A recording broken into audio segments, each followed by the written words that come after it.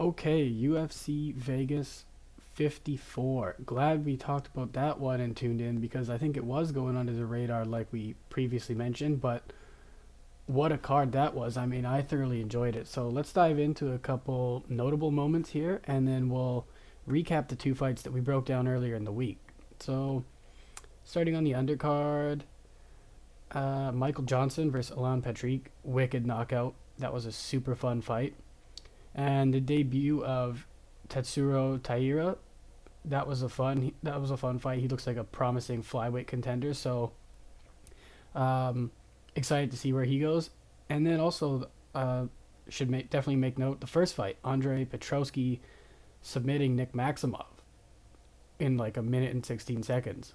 Wicked, super high paced for as long as it lasted. On to the main card now. Davy Grant, Louis Smolka. What a fight. That was a banger. The calf kicks proved to be too much, honestly, from Davy Grant. We saw Louis Smolka's leg basically give out in the third round after eating a couple more of them, and then TKO finish. But that was fun. Davy Grant put it on him in the first. Louis Smolka comes back in the second and rallies, and Davy Grant closes the show in the third. Fun fight. Submission or a performance of the night. I don't know which bonus Ryan Spann got. It was one of the two, but he got a quick first round submission of Iwan Kutelaba with a nasty guillotine. Iwan was like tapping for his life, like extremely quick. So kudos to Ryan Spann. Excited to see who he fights next. Awesome. Let's dive into those two fights we talked about the other day. Katlyn Chookagian and Amanda Ribas won fight of the night, and rightly so. I mean, what a fight. What a fight. Split decision win for Katlyn Chookagian. I think it was definitely a coin toss by the time it made it to the judges' scorecards. Could have gone the other way. But these ladies were going at it. They were just throwing, screaming. I was on the edge of my seat watching that one. I hope they both get rewarded for it. Well, they did for the bonus, but I hope they get like fun fights next because that was just awesome to watch. A couple notes on it though. I think Amanda Ribas I think she could have made that her fight. She could have won it more decisively. And there's two reasons I think so. I think if she forced the takedown a bit more, because she was too willing to stand and trade with Chookagian. Chookagian with that reach. I mean, she's 5'9", Amanda Ribas is 5'3". That's difficult. That's difficult because you're almost always going to get hit on your way in unless you got like, the Mike Tyson head movement. So that's Katlyn Chookagian scoring. Every time you go in and she pops you in the face, right? She's scoring. And then Amanda Ribas striking defense on her way out. Like she'd get in nicely sometimes and land a couple shots. And then on her way out just drops the hands and kind of does this and was eating shots. Now they weren't always like big shots. Some of them were, but you're making your opponent look better when they're landing. Like I just think if she just kept her hands up and just backed the hell out as quick as possible, she would have blocked half of those. And even that might have been enough to sway it. But I think she stayed on the feet too long. She's letting her hands drop too much. But all in all, this is such a fun fight. I'm curious to see if she stays at flyweight or if she goes back down to strawweight. Because they mentioned on the broadcast she actually only came up to stay active. I thought maybe she was taking advantage of how open the division is. Because like we mentioned, it's basically like you beat Katlyn Chookagian and you get a shot at the title. She's like a high level gatekeeper. You know how there's sometimes gatekeepers to get into the top 10 and show that you belong in the UFC. Katlyn Chookagian's like the gatekeeper for the women's flyweight title shot. Like you beat her, you fight Valentina is almost the formula.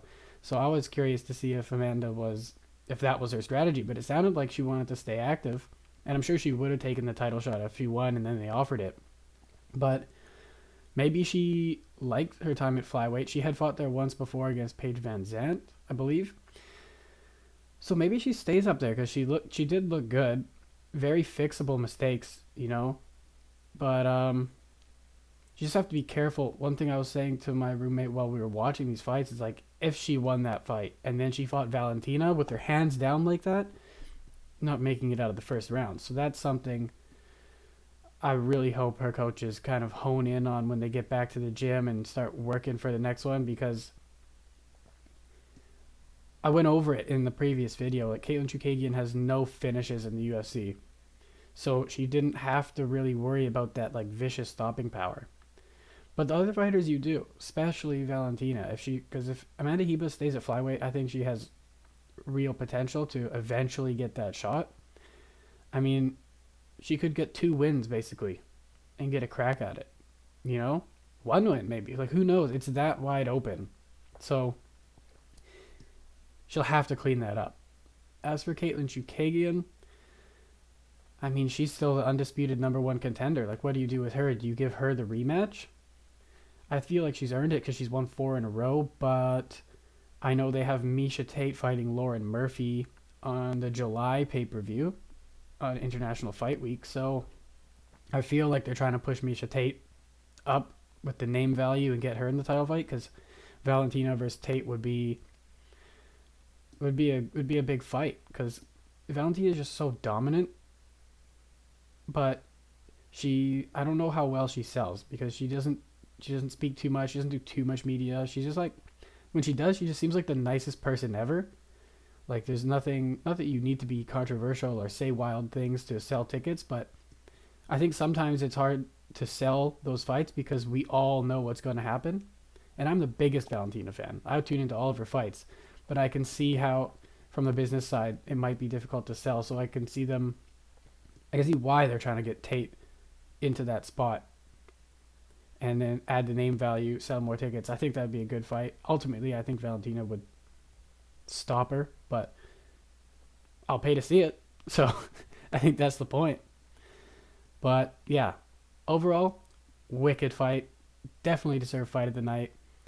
And I can't wait to watch both of them fight again. They both put it on the line. Main event. Jan Blachowicz, Aleksandar Rakic. Unfortunately, ended not the way any of us would have wanted, but that's the fight game, you know. Aleksandar Rakic's knee blew out in the 3rd round. He was looking great. The 1st round was super close. I think it was a coin toss who won the first. 2nd definitely went to Rakic. But I felt they both looked very good. Like, Jan's awkwardness makes it difficult, I think, for his opponents on the feet.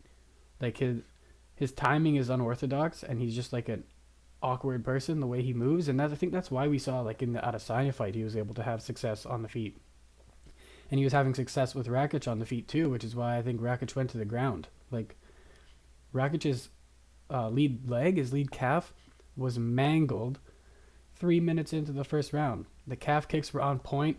That one combo that Jan was throwing, which was like the liver shot too, and then sometimes finishing with the left head kick, on point. I mean, they were both looking phenomenal. Like, if Rakic's knee didn't blow out, I didn't really know who was going to win that fight. I think if Rakic continued to take Jan down, would have been his best path to victory. I think if it stayed on the feet, it would have started leaning Jan. Ultimately, I'm not sure though, right? That's why we all wanted to see rounds 3, 4, and 5, but unfortunately, injuries happen. I think Rakic, he'll heal up. He'll take care of that. He'll be back. I think he'll fight the loser of the title fight next month. Personally, not that I want Yuri Prochazka to lose, I would just really love to see Rakic versus Prochazka. I think that would be fireworks. I think his unorthodox striking versus Rakic explosive striking, if they stayed on the feet, it would be wild. If Prochazka started to get the better of Rakic, it might go back down to the ground, kind of like what we were seeing yesterday with Jan and Rakic. But I want to see that. That will be awesome. As for Jan, looks like he's going to get the winner of the title fight next month. He wants Glover, and I totally understand it. And Glover, he tweeted out during the broadcast last night that he'd give Jan the rematch if he wins. That's super cool. I will watch that fight again. Part of me wants to see him versus Yuri, though, because I don't see Yuri trying to take Jan down, And I think, again, fireworks on the feet. So we'll see. We'll see who wins. Either way, we know we're going to get Jan Blachowicz fighting for a title again, which I think is awesome. He's just such a likable guy. I didn't really know too much about Jan until he beat Corey Anderson. And then he was, of course, after he beat Dominic Reyes, he's the champ, and now we get to know him a bit more. He's doing more media, and he's just such a likable person, and I was really becoming a fan, like, as he lost the belt, so I'm excited to see him get another crack. I hope he wins it back, personally, but that's what the fights are for. We'll see who wins it. Other than that, overall fantastic card, I thought, and looking forward to seeing where all these amazing fighters get matched up, and I'll be back shortly with another video on another fun topic. So let me know what you think in the comments. How did you think the fight with Jan and Rakic was going? How did you think the fight with Chookagian and Ribas was going? Right? Did you agree with that split decision? Would you have thrown it the other way? Do you agree with my analysis of Ribas striking defense and her not forcing the takedown enough? Let me know what you think. And were there any other notable moments in the card that you thought were awesome that I didn't highlight? I'd love to know. I'm just like you. I'm a huge fight fan. I like diving into this, voicing my thoughts out loud for fun, watching the cards, and then speculating what's next. It's all part of being a fan. So let me know your thoughts in the comments. Subscribe, like, share if you want. All those things are helped. Appreciate it. And I will see you all next time.